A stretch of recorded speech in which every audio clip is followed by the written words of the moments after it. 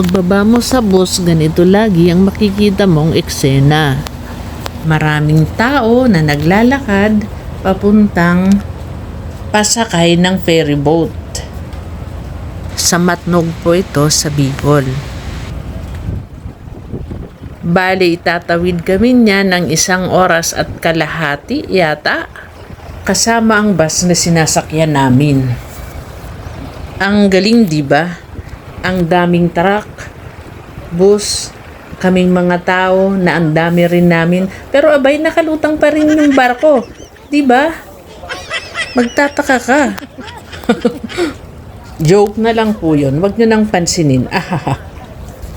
Ala, bakit kadami ano? Ang daming ibon.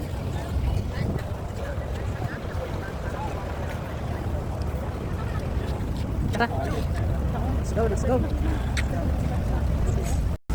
Bilisan lang nga, bago bilisan.